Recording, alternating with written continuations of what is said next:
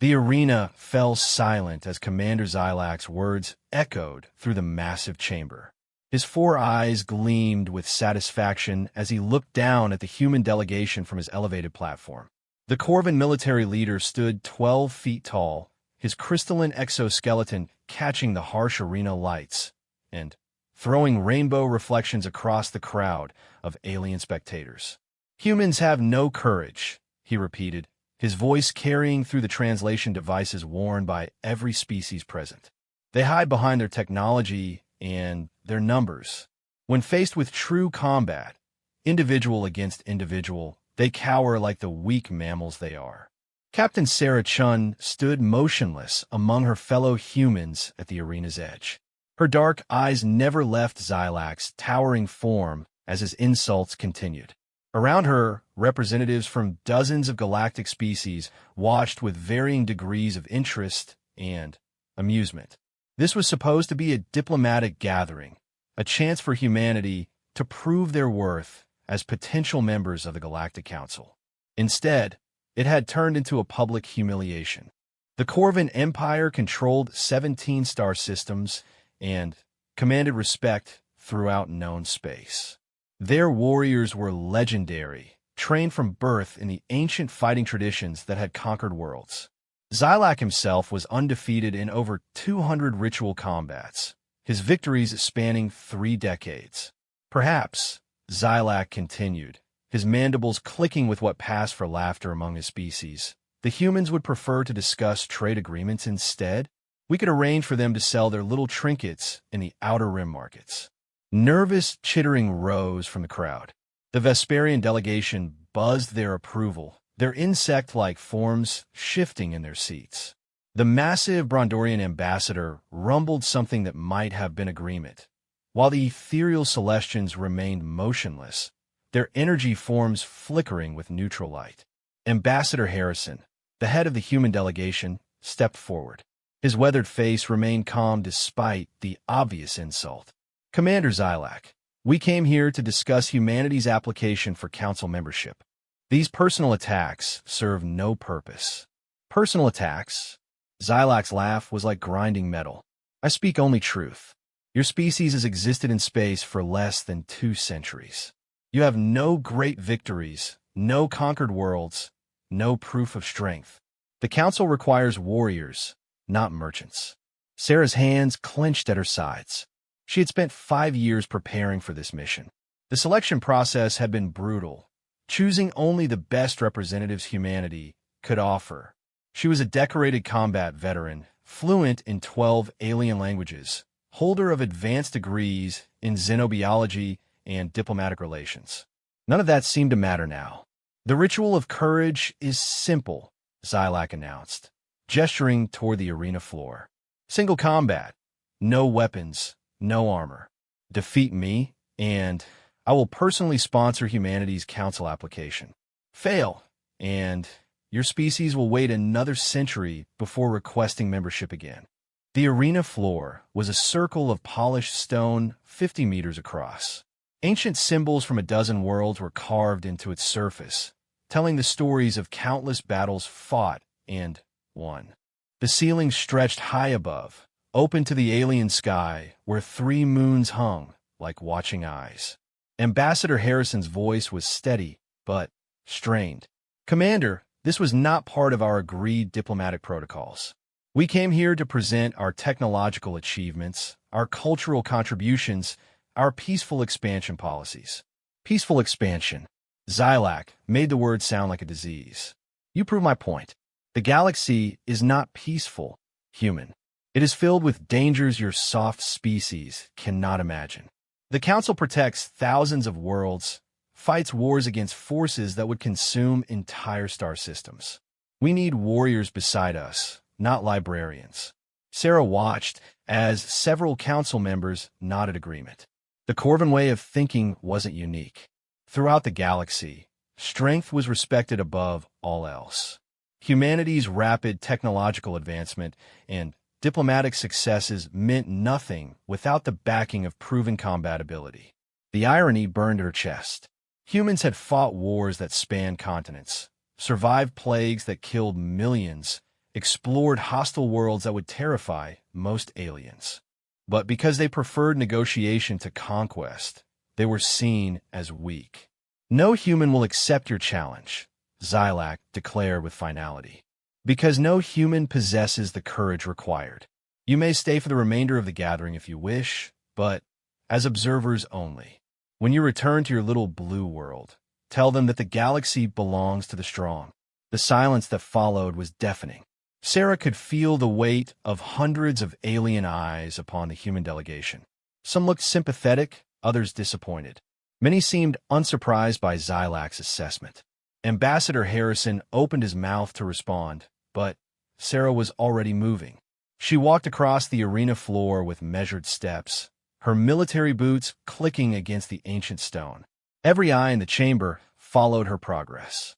She wore simple black fatigues with no rank insignia, no weapons, no protective gear. Compared to Xylac's imposing bulk, she looked impossibly small. Captain Shun returned to the delegation immediately. Harrison's voice crackled through her comm unit. Sarah reached up and switched off the device. She stopped in the center of the arena and looked up at Xylac's platform. When she spoke, her voice carried clearly through the vast chamber. "I accept your challenge." The reaction was instantaneous. The crowd erupted into a chaos of alien sounds. Chittering, roaring, humming, and frequencies beyond human hearing filled the air. Several species leaped to their feet, their various appendages waving in excitement or alarm. Xylac's 4 eyes widened in what might have been surprise. He leaned forward, studying the small human who had dared to enter his domain. "You cannot be serious, little mammal. Do you understand what you have done?" "I understand perfectly." Sarah's voice never wavered. "Single combat, no weapons, no armor. Those were your terms. My terms were meant to expose your cowardice, not get you killed." Despite his words, Xylac's mandibles clicked with anticipation. "I have fought creatures twice your size and 3 times your strength. I have faced the blade dancers of Xerion and the stone crushers of Granite 7. What makes you think a soft human could possibly survive against me?" Sarah smiled for the first time since entering the arena. It wasn't a pleasant expression, because you've never fought a human before. Xylac's laughter boomed through the chamber. "True enough. Very well, little warrior. Your species will learn the price of false courage today." The Corvin commander activated his platform's descent mechanism, lowering himself to arena level with mechanical precision. As he stepped onto the stone floor, his true size became apparent. His crystalline exoskeleton was not just for show. It was natural armor, grown over decades of combat, and hardened by exposure to extreme environments. His 4 arms ended in claws capable of tearing through steel, and his leg muscles could propel his massive frame with surprising speed. Sarah began her warm-up routine, stretching muscles that had been honed by years of training. She had studied Corvin physiology extensively during the journey here. Their exoskeletons were incredibly strong, but had weak points at the joints. Their multiple eyes gave them excellent peripheral vision, but could be overwhelmed by rapid movement. Most importantly, their size and strength made them overconfident against smaller opponents. "The human has courage. I will grant that," came a voice from the spectator section. Sarah recognized it as belonging to General Thex of the Mandalorian Coalition. "Foolish courage, but courage nonetheless." "Courage and stupidity often look the same," replied another voice, this one from the Aquarian delegation. "The Corvin will end this quickly." Ambassador Harrison was frantically speaking into his communicator, no doubt trying to contact Earth for guidance. The other human delegates looked pale and shocked. This wasn't how diplomatic missions were supposed to proceed. Arena attendants scurried across the floor, activating energy barriers that would contain the combat within the circle. The barriers shimmered into existence, creating a transparent dome that would prevent any attacks from reaching the spectators. Similar technology was used in gladiatorial contests across the galaxy. Xylac performed his own pre-combat ritual, a series of movements that had been passed down through Corvin military tradition for millennia. His crystalline body caught the light as he moved, creating a dazzling display that was both beautiful and intimidating. Each gesture had meaning, telling the story of battles won and enemies defeated. Sarah's preparation was simpler, but no less significant. She closed her eyes and centered herself, drawing on techniques learned from a dozen different martial arts traditions. Her breathing slowed and deepened. Her heart rate settled into the steady rhythm that would carry her through the coming fight. When she opened her eyes, they held a focus that made several nearby spectators take involuntary steps backward. "Are you prepared to die for your species' honor?" Xylac asked as he settled into his combat stance. "Are you prepared to lose to one?" Sarah replied. The question hit the arena like a physical blow. The crowd's noise died away until the only sound was the humming of the energy barriers. Even the translators seemed to pause, as if uncertain they had processed the words correctly. Xylac's eyes narrowed to slits. In his long career, no opponent had ever spoken to him with such casual confidence. It was either the bravery of a true warrior or the delusion of someone facing imminent death. The arena's official combat announcer, a floating orb of bioluminescent gas from the Nebula Collective, drifted into position above the circle. Its voice resonated through harmonic frequencies that every species could understand. Single combat between Commander Xylac of the Corvin Empire and Captain Sarah Chun of the Human Coalition. Combat will continue until one fighter yields, is rendered unconscious, or dies. No weapons, no armor, no outside assistance permitted. Fighters, acknowledge your understanding. Acknowledged. Xylac's voice rumbled like distant thunder. Acknowledged. Sarah's response was crisp and clear. Combat begins on my mark. 3, 2, 1. The moment the announcer reached 0, Xylac exploded into motion. His massive form covered the distance between them in 2 powerful strides, claws extended to deliver a killing blow that would end the fight before it truly began. Sarah was already gone.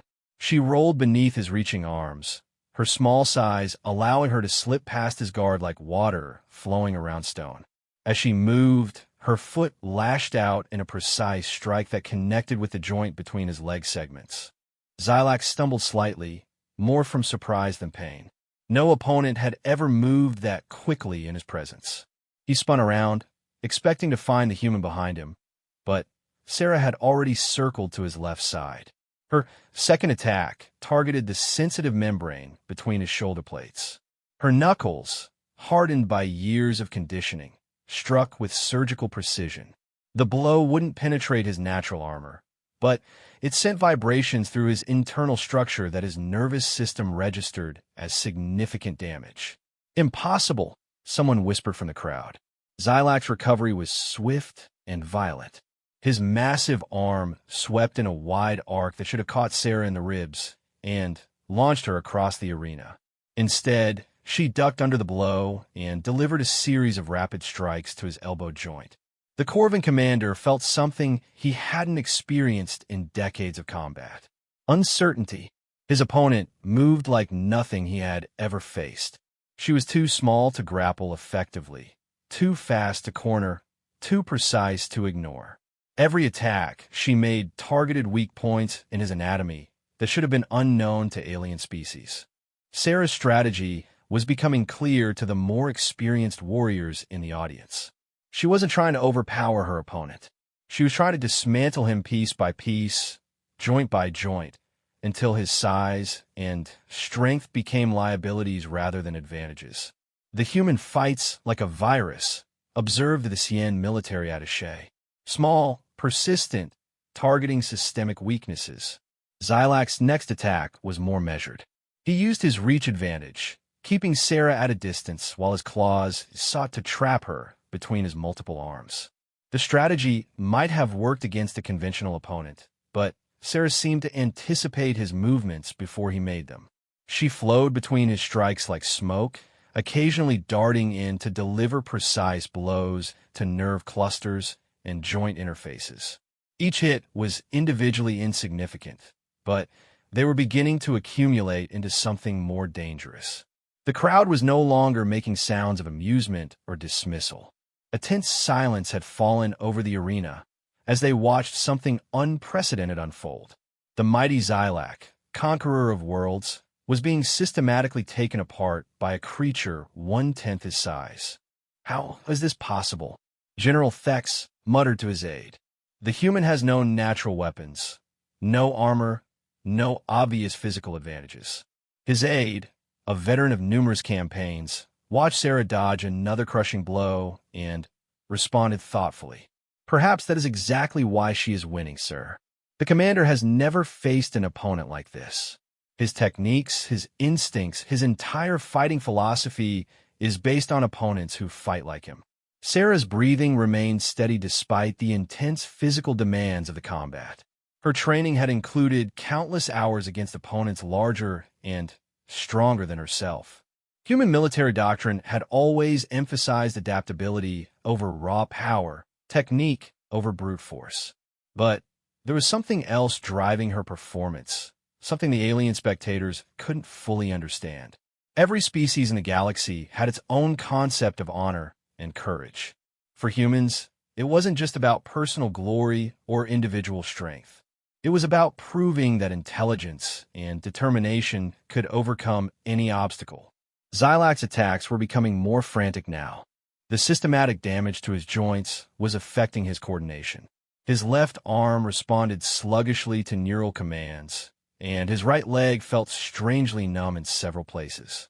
"Stand still and fight," he roared in frustration. Sarah's response was to accelerate her assault. She began targeting his visual organs with quick, precise jabs that forced him to blink and turn his head to protect his sight. The combination of joint damage and visual interference was proving devastating to his combat effectiveness. The arena's energy barriers hummed with increased power as Xylac's desperate attacks began impacting the walls. His control was slipping, his legendary discipline cracking under pressure no opponent had ever applied before. Sarah saw her opening. Xylac's massive form was slightly off balance as he recovered from a wild swing. His primary eyes were focused on where he thought she would be, not where she actually was. For a split second, his neck was exposed between the plates of his exoskeleton. Sarah launched herself upward with every ounce of strength in her legs. Her hand formed a precise, striking weapon as she drove it toward the vulnerable nerve cluster at the base of Xylac's skull. The blow connected with surgical accuracy. Xylac's massive form went rigid for a heartbeat, then crashed to the arena floor like a felled tree. His breathing continued, but his eyes had rolled back and his limbs lay motionless. He would live, but he would not be getting up again today. The arena was absolutely silent. Sarah stood over her fallen opponent, chest rising and falling as she caught her breath. Her clothes were torn in several places, and bruises were already forming where near misses had caught her. But she was standing, and Xylac was not. The bioluminescent announcer seemed to struggle with its words. Combat concluded. Winner, Captain Sarah Chun of the Human Coalition. The explosion of noise that followed nearly overloaded the arena's acoustic dampeners. Every species present seemed to be shouting, chittering, roaring, or making whatever sounds expressed their shock and amazement. Several delegates were frantically speaking into communication devices, no doubt reporting this unprecedented event to their homeworlds. Ambassador Harrison looked like he was having difficulty processing what he had just witnessed. The other human delegates were equally stunned, though their expressions showed pride mixed with disbelief. Sarah walked slowly toward the edge of the arena, each step echoing in the vast chamber. Medical attendants were already rushing to tend to Xylac, though he would need time to recover from the neural disruption she had caused. As she approached the barrier, she noticed that the alien spectators were looking at her differently now. The dismissive glances and amused expressions had been replaced by something she recognized from her years of military service. Respect. General Thex was the first to speak as the energy barriers deactivated. That was educational. I have never seen anything quite like it. The Aquarian delegate who had predicted a quick Corvan victory was notably silent. Several other military representatives were engaged in animated conversations, no doubt analyzing what they had witnessed and its implications for their own combat doctrines. Sarah stopped at the edge of the arena and looked up at the council platform where the most senior representatives sat. Among them was High Counselor Vex of the Andorian Republic, whose word carried enormous weight in galactic politics. "High Counselor," Sarah said formally, "Commander Xylac promised that if a human could defeat him in single combat, he would personally sponsor our application for council membership. I trust his word will be honored." Vex's ancient features were unreadable as he studied the small human who had just accomplished the impossible. When he finally spoke, his words carried the authority of someone who had guided galactic civilization for over 3 centuries. "Captain Shun, what you have done here today will be remembered for generations. Not merely the victory itself, but what it represents.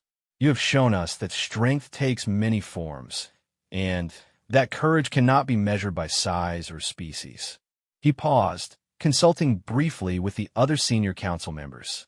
"When Commander Xylac awakens, his sponsorship will indeed be honored, but I suspect that by then, humanity will have acquired several other sponsors as well." As if summoned by his words, General Thex stepped forward. "The Mandalorian Coalition would be honored to support humanity's council application." As with the Crystalline Dominion, added another voice, and the Free Traders Alliance. One by one, representatives from nearly 24 species voiced their support.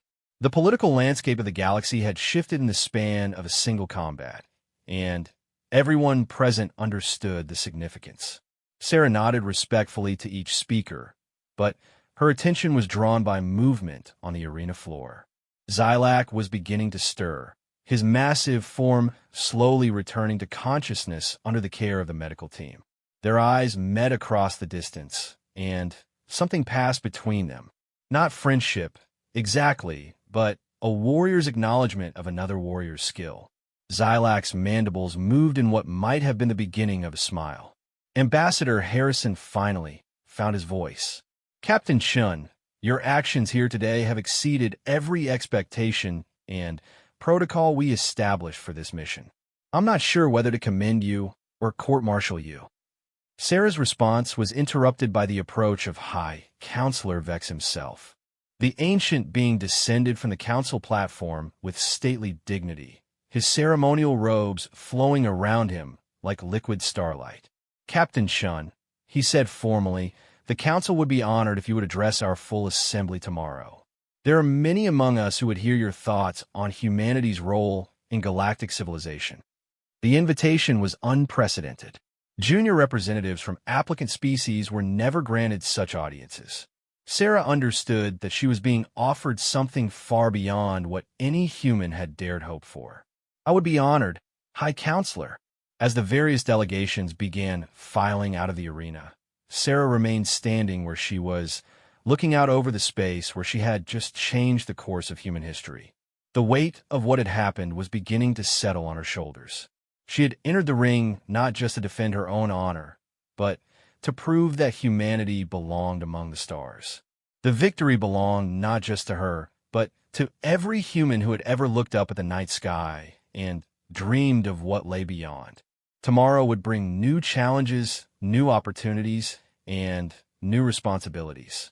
But tonight, for the first time since arriving in this sector of space, Sarah Chun allowed herself to believe that humanity's future among the stars was secure. The arena lights dimmed as the last of the spectators departed, but their conversations continued in corridors and transport vessels throughout the station. By morning, word of a human victory would spread to every corner of known space. And somewhere in that vast galactic community, other species would begin to reconsider their assumptions about the small, soft mammals from the little blue world. The age of humanity in galactic civilization had officially begun. The council chamber buzzed with an energy Sarah had never experienced before. As she walked through the corridors of the massive station toward the main assembly hall, Alien beings she had only read about in briefing files stopped their conversations to watch her pass. Word of yesterday's arena battle had spread faster than light itself through the quantum communication networks. Ambassador Harrison matched her pace, his expression still showing traces of the shock that had dominated his features since the combat ended. Captain, I've received 17 formal requests for interviews from galactic news networks, 43 invitations to private meetings with various faction leaders, and one marriage proposal from someone calling themselves the Empress of the Void Beetles. Sarah managed a small smile. I assume you declined the marriage proposal? I thought it best to leave that particular diplomatic decision to you. Harrison's tone was dry, but she could see the pride beneath his professional demeanor. More seriously, every major power in the Council is requesting private audiences. The Corvin Empire has formally apologized for Xylac's behavior and offered a mutual defense pact.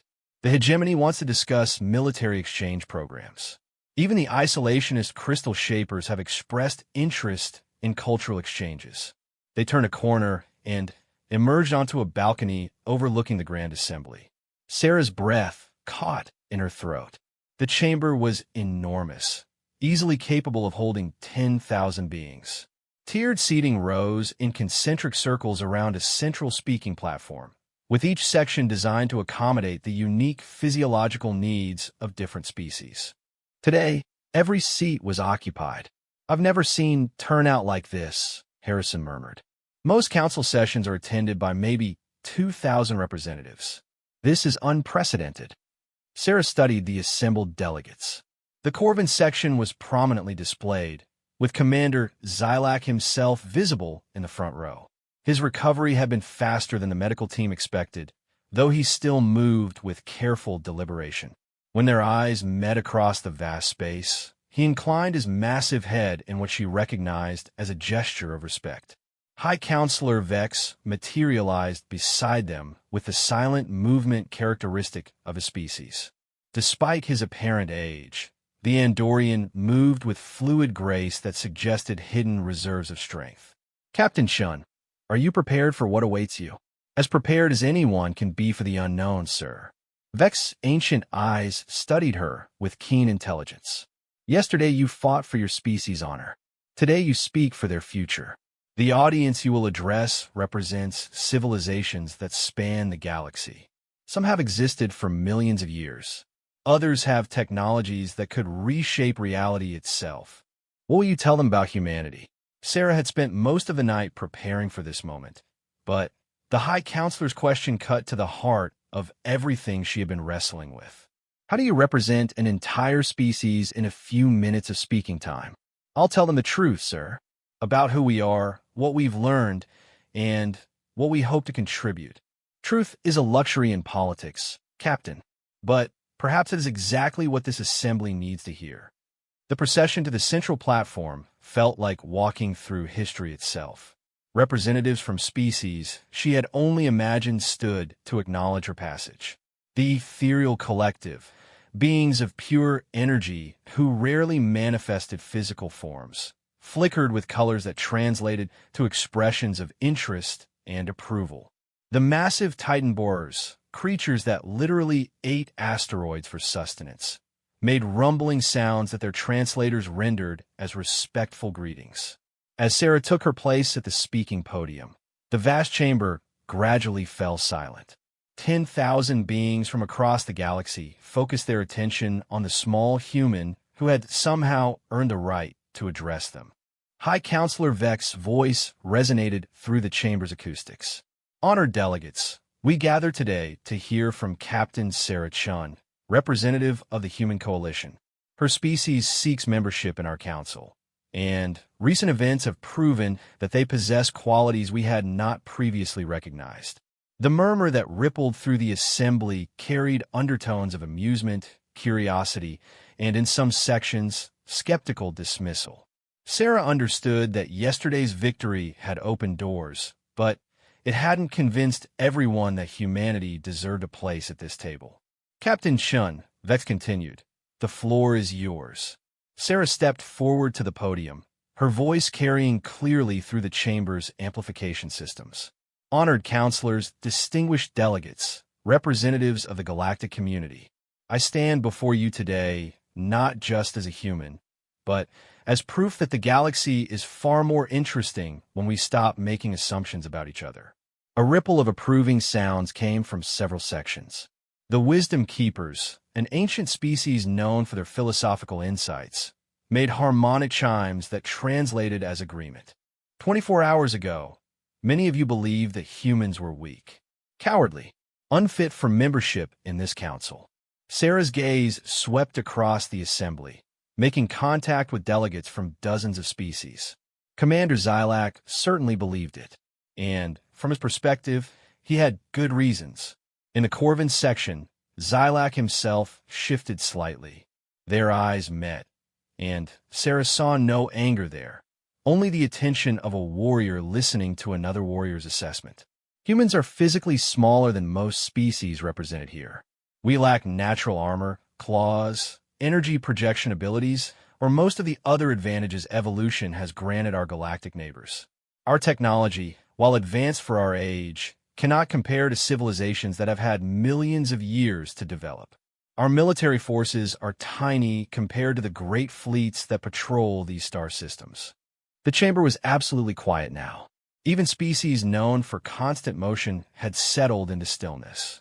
So why, Sarah continued, should the Council accept a species that appears to bring so little to the table? She paused, letting the question hang in the air. Because you're asking the wrong question. The issue isn't what humans can do that you can't. The issue is what humans do that you don't. Now, she had their complete attention. Several delegates leaned forward in their seats, and even the most senior counselors appeared intrigued. Yesterday, Commander Xylac made a challenge that he believed no human would accept. His logic was sound. From every measure his species uses to evaluate courage and strength, humans appear to lack both. But he made one critical error in his assessment. Sarah's voice grew stronger as she found her rhythm. He assumed that human courage looks the same as Corvin courage. He assumed that human strength manifests the same way as Corvin strength. He assumed that because we're different, we are inferior. The bioluminescent screens around the chamber lit up with real-time translations and analysis, ensuring that every nuance of her words reached every delegate regardless of their species' communication methods. Humans do not measure courage by size or physical prowess. We measure it by the willingness to act when action is needed, regardless of the odds. We do not measure strength by individual combat ability. We measure it by our collective determination to overcome any obstacle. She gestured toward the Corvin section. Commander Xylac is a magnificent warrior. He has conquered worlds and defeated enemies that would terrify most beings in this chamber. But when he fought me, he was fighting not just one human, but the culmination of everything my species has learned about survival against impossible odds. General Thex of the Mandalorian Coalition stood in his section. Captain Shun, your victory was impressive, but surely you cannot claim that one combat represents the entire character of your species. It was a fair question, and one Sarah had expected. You're absolutely right, General. One fight proves nothing about an entire species. But consider the context of that fight. She activated the holographic display system built into the podium, projecting images that illustrated her words. Humans have existed as a spacefaring species for less than 2 centuries. In that time, we have colonized 47 worlds, established peaceful contact with over 100 alien species, developed technologies that have solved problems our older galactic neighbors considered impossible, and built a civilization based on the radical premise that strength comes from diversity rather than dominance. The hologram showed images of human cities where dozens of alien species lived and worked alongside humans, research stations where human and alien scientists collaborated on projects that benefited entire star systems, and rescue operations where human ships had risked everything to save alien lives. Every human child learns about the Great Plague of 2387, when a biological weapon unleashed by an unknown enemy threatened to wipe out all life on New Geneva Colony. The Galactic Council declared the world a total loss and established a quarantine zone. But humans don't abandon their own. The hologram shifted to show images of massive medical ships approaching a world shrouded in toxic clouds. 3,000 human volunteers entered that quarantine zone, knowing they would likely never leave. They spent 4 years developing treatments, caring for the dying, and eventually finding a cure. Not just for humans, but for every species affected. Murmurs of recognition came from several sections. The New Geneva incident was well known throughout the galaxy, though few realized the extent of human involvement in its resolution. When the cure was finally distributed, it saved over 40 million lives across 12 different worlds. The humans who developed it could have kept it to themselves, could have demanded payment or political concessions. Instead, they gave it freely to anyone who needed it. The Healers Guild, representatives of species dedicated to medical arts, made sounds that their translators rendered as deep approval. Their section spokesman, a crystalline being whose species had mastered biotechnology millions of years ago, rose to speak. The Healers Guild remembers the New Geneva intervention, Captain Chun.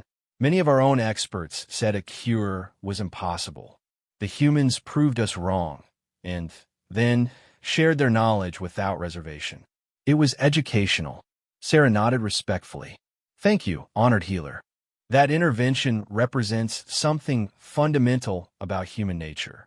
We don't accept that any problem is unsolvable, any situation hopeless, any being unworthy of help. She deactivated the hologram and stepped closer to the edge of the platform. This is what Commander Xylac didn't understand about human courage. It's not just the willingness to fight when fighting is necessary. It's the refusal to surrender when everyone else has given up hope. The chamber was so quiet that the ambient hum of the station's life support systems became audible. The Galactic Council was formed to protect and guide civilization throughout known space. You have done this admirably for millennia, bringing peace to warring worlds, sharing knowledge across species barriers, defending against external threats that no single world could face alone. Sarah's voice carried a note of genuine respect that resonated through the translation systems. But I believe humanity can offer something unique to this great endeavor. We bring the perspective of a species that has always been the underdog, that has always had to find creative solutions to overwhelming problems. Admiral Korvax of the Void Fleet, the Council's primary military force, activated his speaking system. Captain Chun, your words are inspiring, but inspiration does not stop invasion fleets or alien plagues. What specific contributions can humanity make to our common defense? It was exactly the opening Sarah had hoped for. Admiral, human military doctrine is based on asymmetric warfare principles that we've refined over centuries of fighting opponents larger, stronger, and better equipped than ourselves. We specialize in finding unconventional solutions to conventional problems. She reactivated the holographic display, showing tactical analyses of famous human military victories.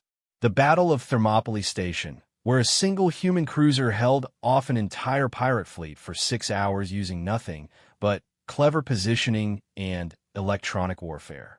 The Asteroid Field Campaign, where human pilots used microgravity maneuvering techniques that your best strategists said were impossible.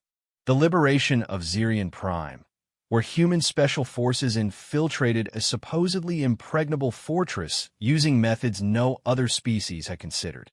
Each example drew murmurs of recognition from the military representatives present. These battles had become legend throughout the galaxy, studied in war colleges and tactical academies. More importantly, Sarah continued, humans excel at something that formal military doctrine often overlooks: improvisation under pressure. We don't just follow established battle plans. We adapt them in real time based on changing conditions. Admiral Korvax's expression showed growing interest. You suggest that human unpredictability is itself a strategic advantage? I suggest that human creativity becomes most powerful when we're facing impossible odds. Give us a problem that has no solution, and we'll invent one. Show us an enemy that can't be defeated, and we'll find a way to defeat them anyway. The Tactical Analysis Guild, composed of species known for their strategic thinking, began making rapid calculations on their biomechanical computing systems. Their spokesman, a multi-tentacled being whose species had revolutionized military theory, gestured for attention. Captain Chun, our analysis of human military records shows a pattern of behavior that appears to violate logical decision-making protocols. Humans regularly engage in combat scenarios where victory probability approaches zero. By conventional standards, this suggests either severe miscalculation or psychological dysfunction. Sarah smiled. Or it suggests that humans calculate probability differently than other species. We don't just consider the likelihood of success. We consider the cost of failure. She gestured toward the assembled delegates. Every species represented in this chamber has achieved greatness by mastering their particular strengths. The Corvin Empire conquered worlds through superior individual combat ability. The Crystal Shapers built wonders through technological superiority. The Void Fleet maintains peace through overwhelming military power. The chamber stirred as delegates recognized the truth in her observations. Humans achieve our goals by refusing to accept that goals are unachievable.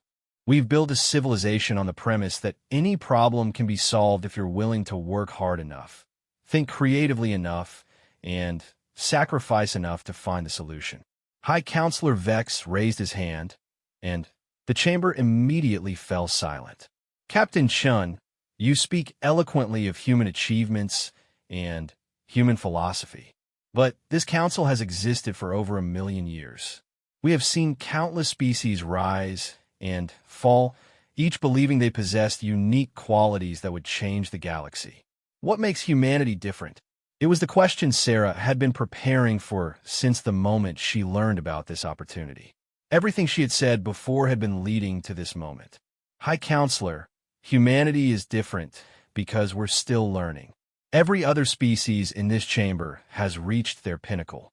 You've mastered your technologies, perfected your philosophies, achieved the limits of what your biology allows. You're magnificent and complete. She paused, making eye contact with delegates throughout the chamber. Humans are magnificent and incomplete. We're still evolving, still growing, still discovering what we're capable of becoming. We don't offer you our perfection. We offer you our potential. The silence that followed was different from the previous pauses. This wasn't the quiet of attention, but the stillness of minds grappling with a completely new concept. Every challenge this council faces, we will approach with fresh eyes and unconventional thinking. Every problem you've accepted as unsolvable, we'll examine as if no one has ever tried to solve it before. Every enemy you've learned to contain, we'll study to find new ways to defeat. Sarah's voice carried growing confidence as she reached the heart of her argument. We don't ask you to accept us because we're strong or wise or advanced. We ask you to accept us because we're hungry. Hungry to learn, to grow, to contribute, to prove ourselves worthy of standing among you. The reaction was immediate and overwhelming. Dozens of species began making their approval sounds simultaneously, creating a cacophony of alien communication that the translation systems struggled to process. The overall message was clear. They were listening, and many were convinced. But not all. The eternal hierarchy, representatives of the oldest and most conservative civilizations in the galaxy, remained silent in their section. Their spokesman, a being so ancient that his species' name was forgotten, finally activated his communication system. Captain Chun, your words are passionate, but passion fades. Hunger diminishes when it is fed. What happens to your species when you have learned what you wish to learn, grown as much as you can grow? Will you then become another static civilization, content with your achievements? Sarah had expected this challenge as well. The eternal hierarchy had seen countless young species make grand promises that they failed to keep as they matured. Honored Ancient, I cannot promise you what humanity will become 1,000,000 years from now, but I can tell you what drives us today and what will drive us tomorrow." She gestured toward the vast chamber around them. "We are a young species standing in a room full of our elders, our betters, beings who have achieved wonders we can barely imagine. And instead of being intimidated by your accomplishments, we're inspired by them." The ancient's expression was unreadable, but he gestured for her to continue. "Every human child grows up hearing stories about the great civilizations of the galaxy, about Corvan warriors who conquered star systems, about crystal shaper architects who built worlds, about ethereal collective philosophers who unlocked the secrets of consciousness itself. These aren't just stories to us. They're challenges." Sarah's voice grew stronger. "We don't want to replace what you've built. We want to build something worthy of standing beside it. We want to become something that the next young species to join this council will look at with the same inspiration we feel when we look at you." The response was electric. Even the most conservative delegations began showing signs of approval. The concept of eternal aspiration, of permanent growth and challenge, appealed to something fundamental in the galactic mindset. Admiral Korvax stood in his section. "The Void Fleet formally supports humanity's application for council membership." "The Healers Guild concurs," announced the crystalline medical representative. "The Mandalorian Coalition has already declared our support," General Thex added.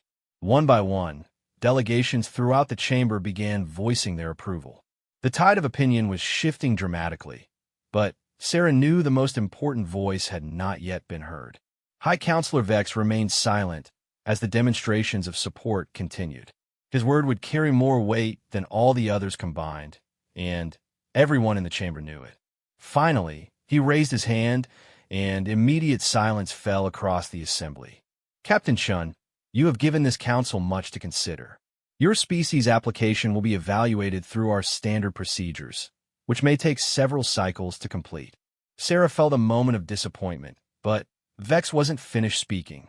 "However, given the extraordinary circumstances of your presentation and the unprecedented level of support you have garnered from our member species, I am prepared to offer humanity provisional membership status, effective immediately." The chamber exploded into noise as delegates realized what they had just witnessed. Provisional membership was almost never granted to new species, and never without years of preliminary negotiations.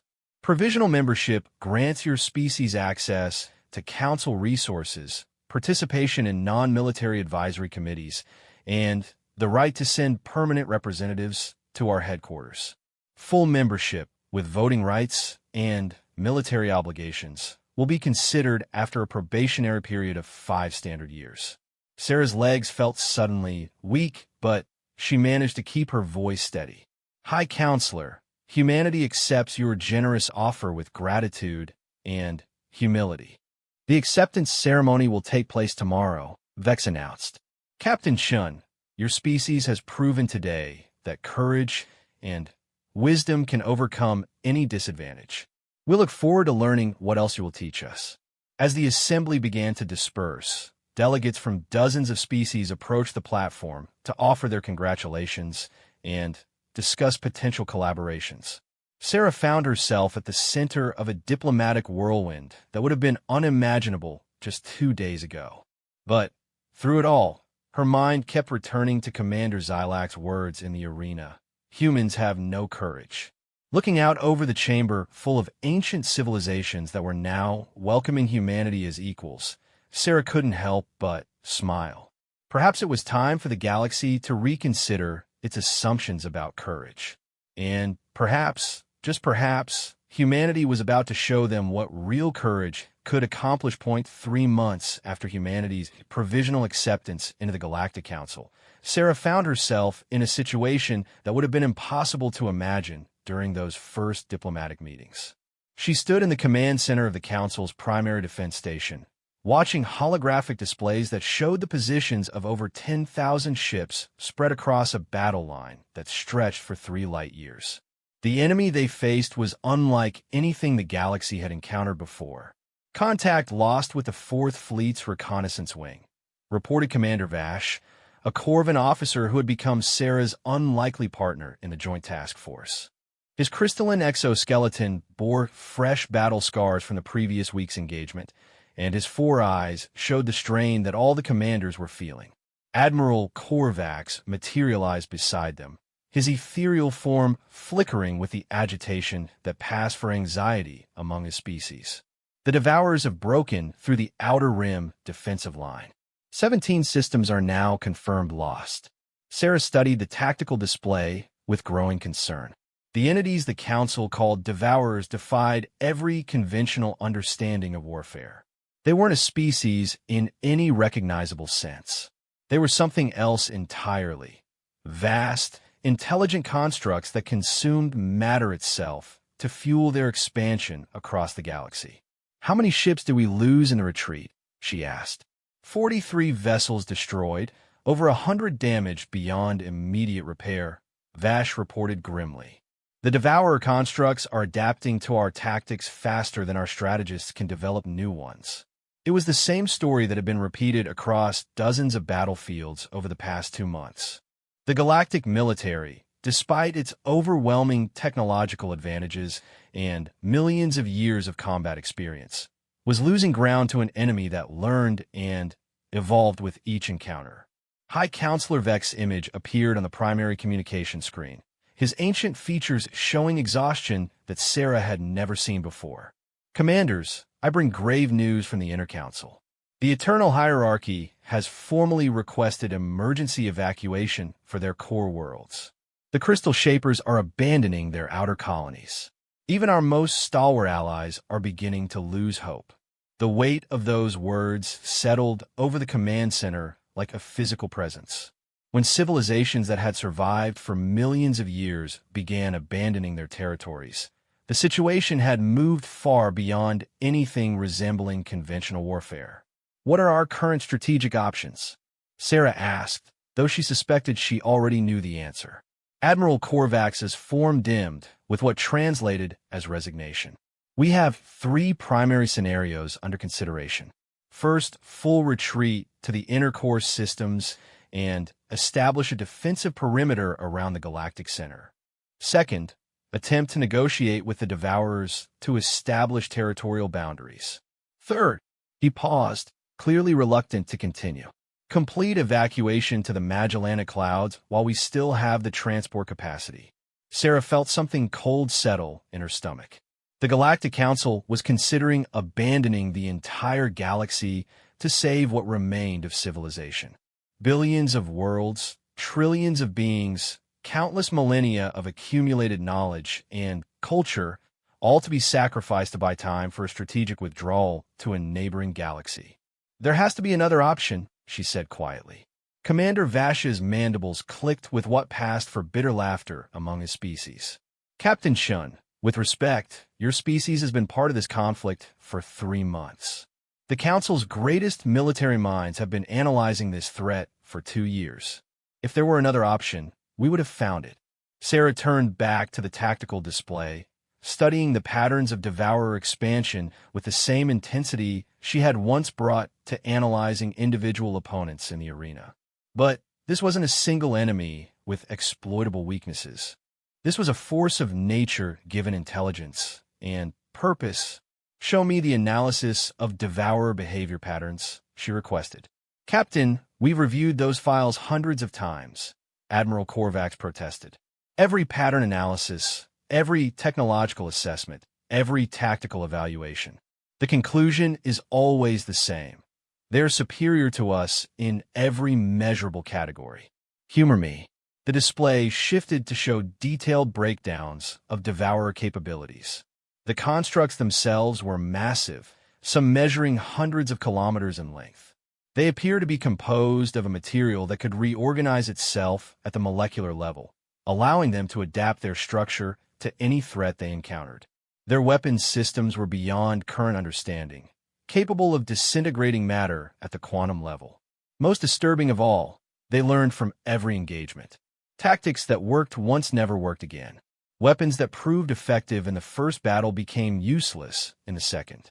It was as if the entire Devourer force shared a collective intelligence that grew stronger with every conflict. What about their expansion pattern?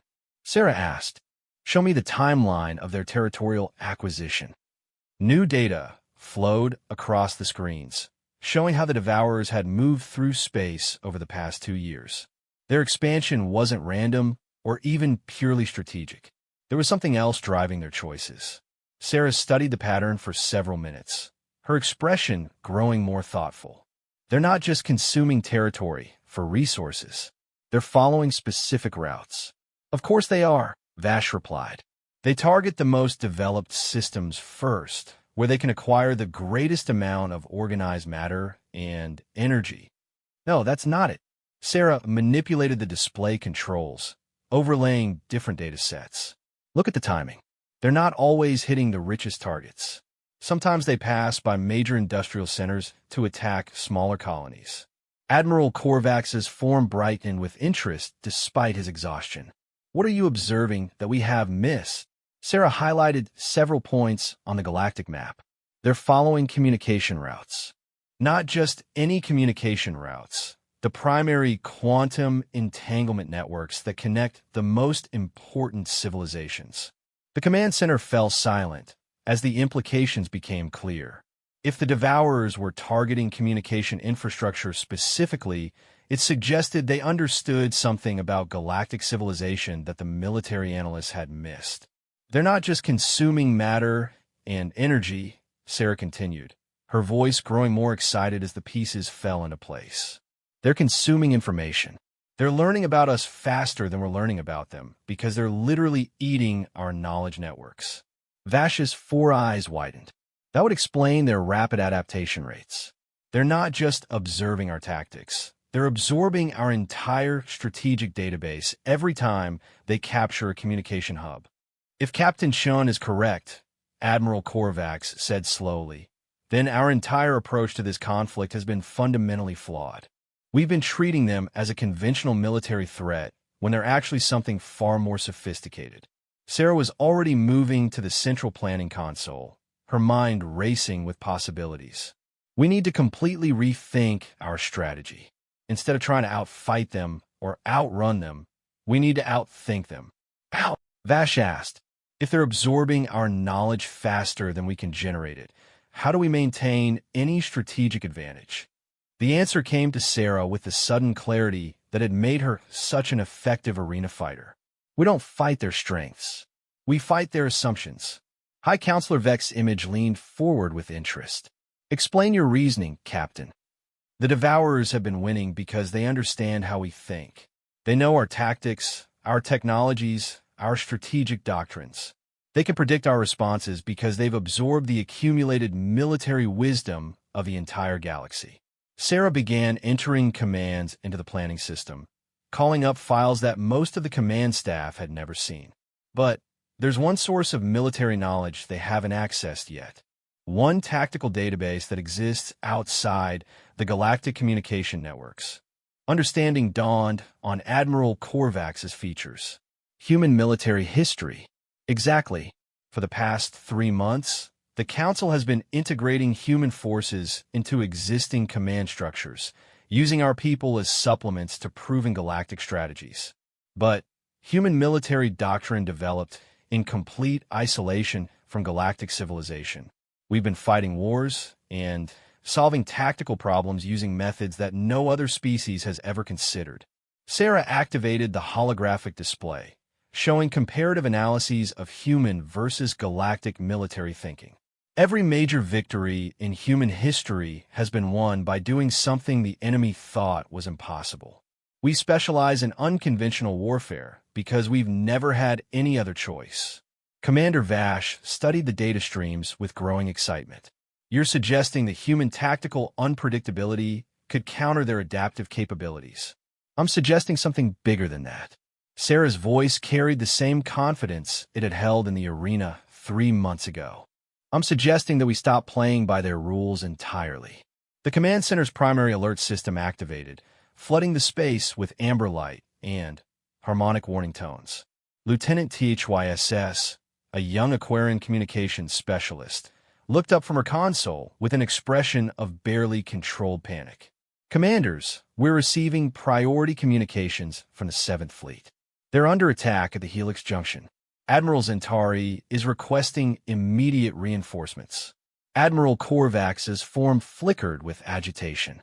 "The Helix Junction controls access to 47 star systems. If it falls, we lose the entire outer spiral.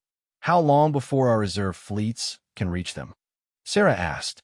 18 hours at minimum," Vash replied. "The Devourers will have complete control of the junction in 6. Sarah stared at the tactical display, showing the 7th Fleet's desperate position.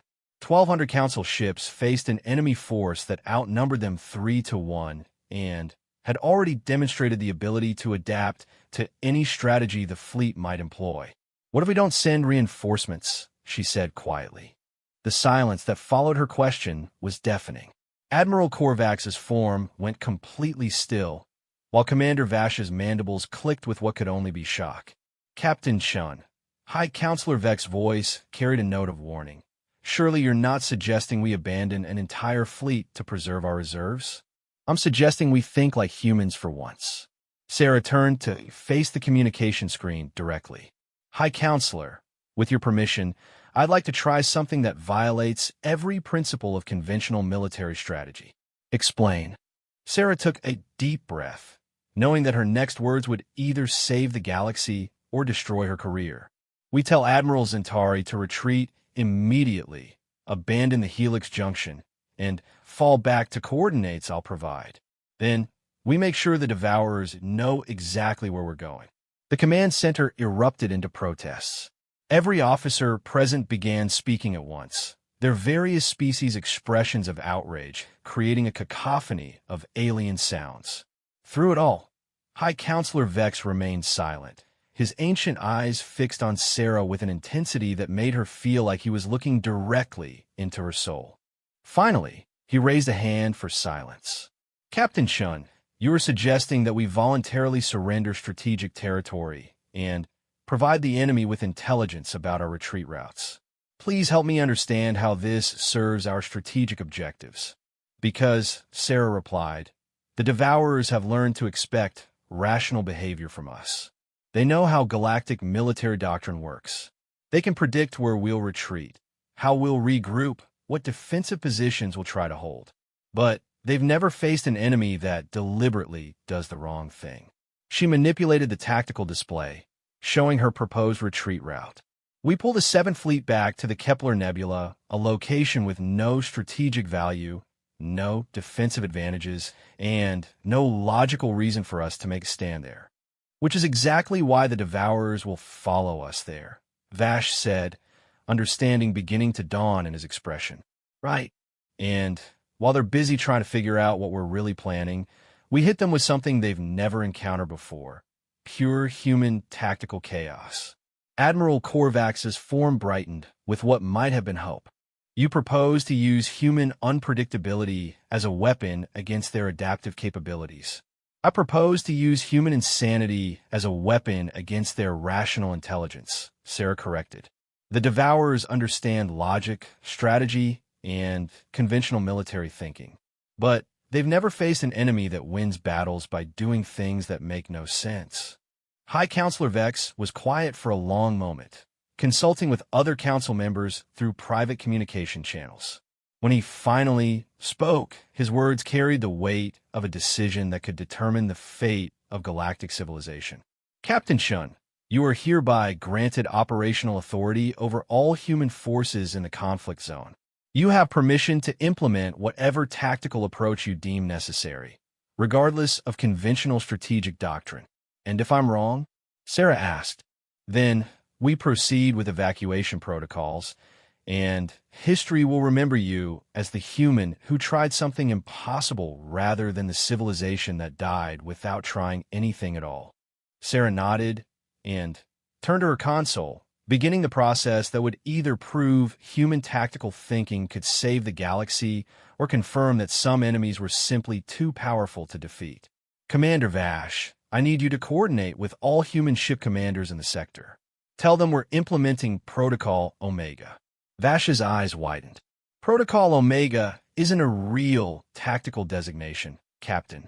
Human forces don't have a Protocol Omega. Sarah's smile was sharp and dangerous. Exactly. The Devourers are about to learn what happens when humans stop following anyone's rules, including our own. Within minutes, orders were flowing through secure human communication networks to every ship commander in the battle zone. The instructions were unlike anything seen in the history of galactic warfare.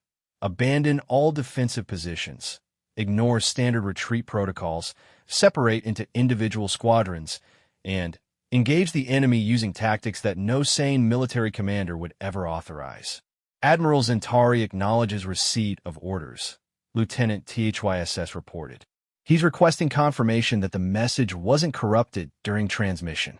Tell him a message is accurate, and that he's about to become part of the most important military experiment in galactic history, Sarah replied. On the tactical display, the 7th Fleet began its retreat from the Helix Junction. But instead of following standard evacuation procedures, the ships scattered in apparent disorder, moving toward coordinates that made no strategic sense. The Devourer response was immediate and predictable. Their forces abandoned their systematic advance and began pursuing the retreating fleet, their formations optimized to prevent any possibility of regrouping.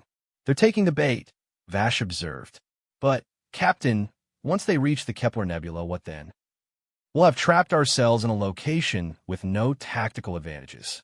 Sarah's fingers moved across the command interface, implementing the second phase of her plan. Commander, you're thinking like a galactic strategist. Start thinking like a human. What does that mean? It means that while everyone in the galaxy knows the Kepler Nebula has no tactical advantages, no one bothered to ask whether it might have tactical opportunities. On the screen, new data began flowing in as human science vessels that had been covertly positioned in the nebula for the past 6 weeks activated their scanning systems. The information they revealed made everyone in the command center stop breathing. The Kepler Nebula contained something that no previous survey had detected, a network of naturally occurring quantum resonance fields that could be manipulated to create localized space-time distortions. In the right hands, these fields could be weaponized in ways that violated every known principle of physics. How long have you been planning this?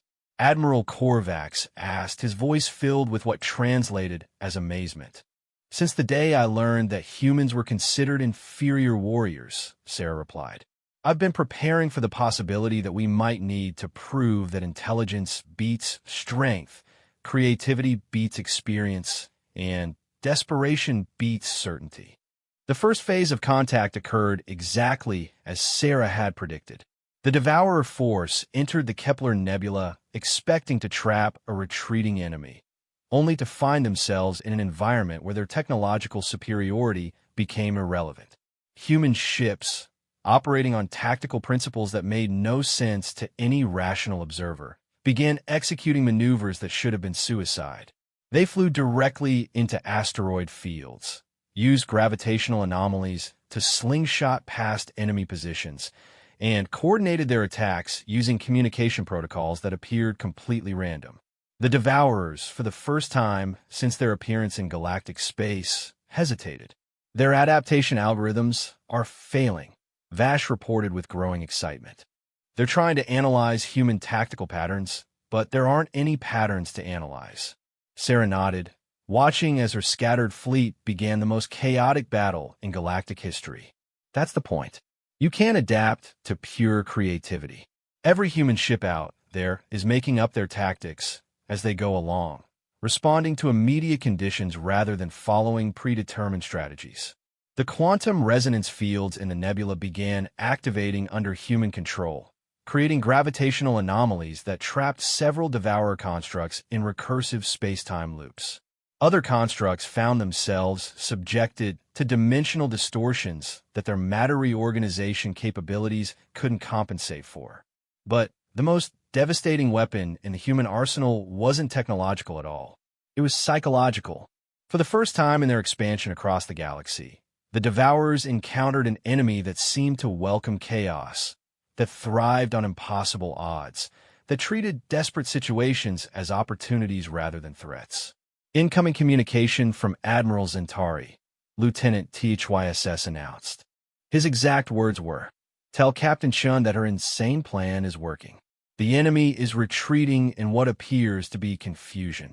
The tactical display confirmed the report.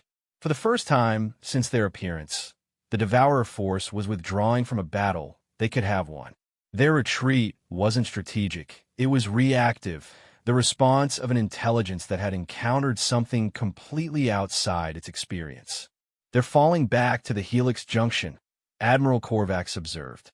"But their formations are disorganized. They appear to be attempting to regroup for a different type of engagement." Sarah studied the enemy movements with satisfaction. They're trying to recalculate their approach based on what they learned about human tactics. The problem is they didn't learn anything useful because we didn't use tactics. High Counselor Vex's voice carried a note of hope that hadn't been present in months. "Captain Shun, preliminary reports suggest that this engagement has dealt the Devourers their first significant setback since their appearance in our territory. How do we capitalize on this success?" "We do what humans have always done when faced with impossible odds," Sarah replied. "We make them worse." She turned to address the entire command center, her voice carrying the confidence of someone who had just proven that the impossible was simply another word for untried. "Commanders, we're going to teach the galaxy's greatest enemy what happens when they try to fight a species that specializes in winning battles they have no right to win." For the first time since the Devourer crisis began, the command center filled with sounds of hope and determination. The galaxy's youngest species was about to show its elders what real warfare looked like when you threw away the rule book and started fighting like your survival depended on your imagination. The real battle was just beginning. The war room had been transformed into something that resembled organized chaos more than military command. Holographic displays showed battle scenarios that violated every principle of galactic military doctrine, while human officers worked alongside their alien counterparts to plan operations that would have been considered impossible 6 months ago. Sarah stood at the center of it all, coordinating what she had privately begun thinking of as the Madness Initiative. Around her, representatives from dozens of species struggled to understand tactical concepts that seemed to defy logic itself. The Devourer force at Sigma Draconis has completed their adaptation to conventional fleet tactics, reported Commander Vash, his crystalline exoskeleton bearing new scars from recent engagements. "They've countered every strategy the Fifth Fleet attempted to deploy." Admiral Korvax materialized beside the tactical display, his ethereal form flickering with agitation. "They've learned to predict our orbital mechanics, energy weapon deployments, and formation strategies. Conventional warfare is becoming impossible." Sarah nodded without looking up from her calculations. "Good. That means they're ready for the next phase." The Kepler Nebula engagement had been a revelation, but not just for humanity. The entire galactic military establishment had been forced to reconsider their fundamental assumptions about warfare. The Devourer's brief retreat had given the Council its first real hope in months, but it had also revealed the true scope of the challenge they faced. "Captain Shun," High Counselor Vex's image appeared on the main communication screen. "The Inner Council has completed its analysis of your tactical reports.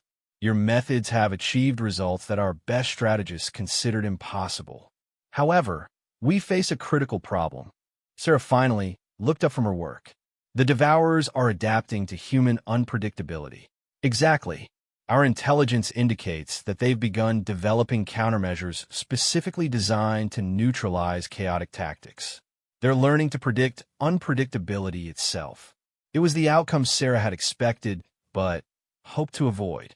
The Devourer's collective intelligence was vast enough to eventually find patterns even in human tactical chaos. Their success had bought the galaxy time, but time was running out again. "What's the current strategic situation?" she asked. "We've managed to halt their advance in the Outer Rim, but at enormous cost," Admiral Korvax replied. "Human tactical innovation has allowed us to win several critical battles, but each victory requires more resources and more complex planning. We're approaching the limits of what even human creativity can accomplish. Lieutenant THYSS looked up from her communication console, her aquatic features showing the strain that all the staff had been feeling. Captain, we're receiving reports from the research stations. Dr. Harrison's team has completed their analysis of captured Devourer material. Sarah felt a surge of interest. Dr. Marcus Harrison, the lead xenobiologist attached to the human fleet, had been studying fragments of Devourer constructs for weeks. If anyone could provide insights into their true nature, it would be him.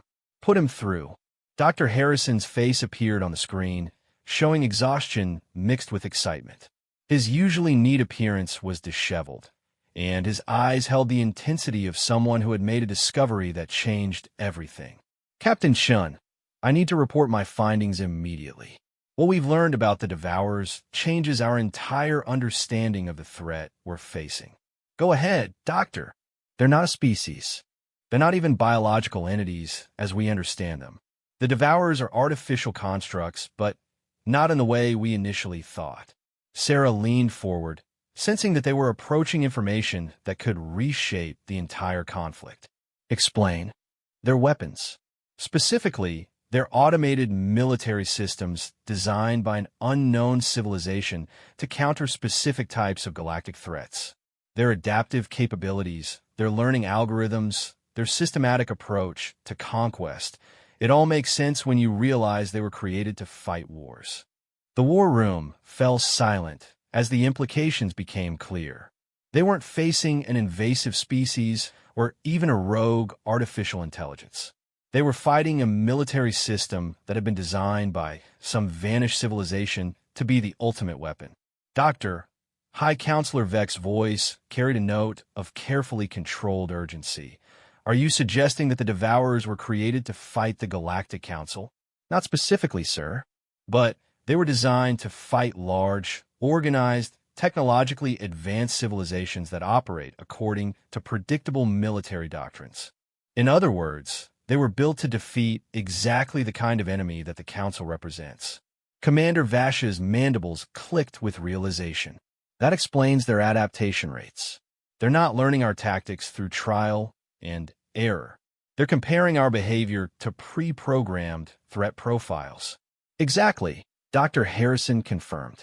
Every major galactic civilization follows military principles that can be predicted and countered. The Devourers were designed with those principles in mind, but they were never programmed to fight an opponent like humanity.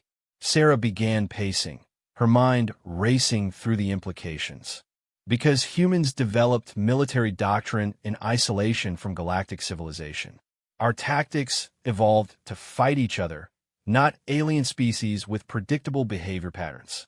More than that, Dr. Harrison continued, human military thinking is fundamentally different because it's based on survival against impossible odds.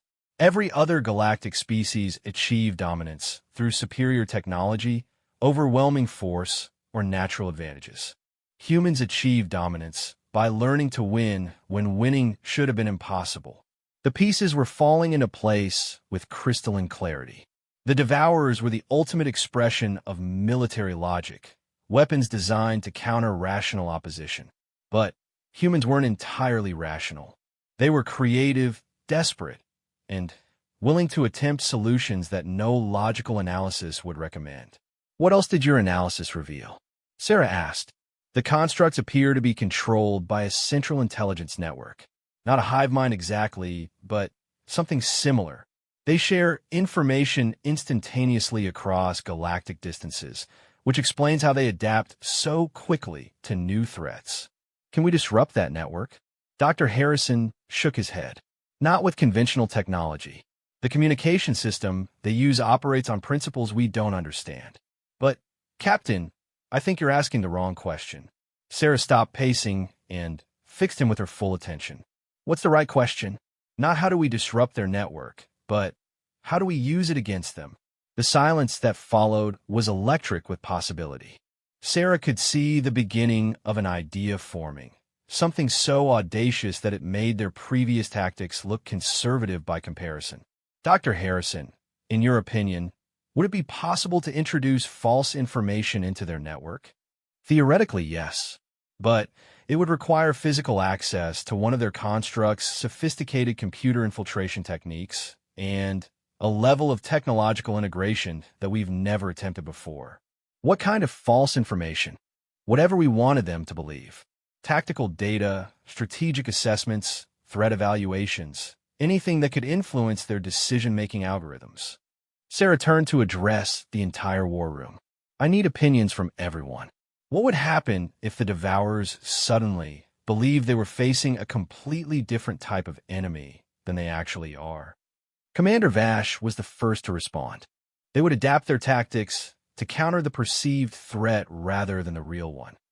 And if we could make them believe they were facing multiple different threats simultaneously, their adaptation algorithms would become confused, possibly paralyzed by conflicting priorities, Admiral Korvax added.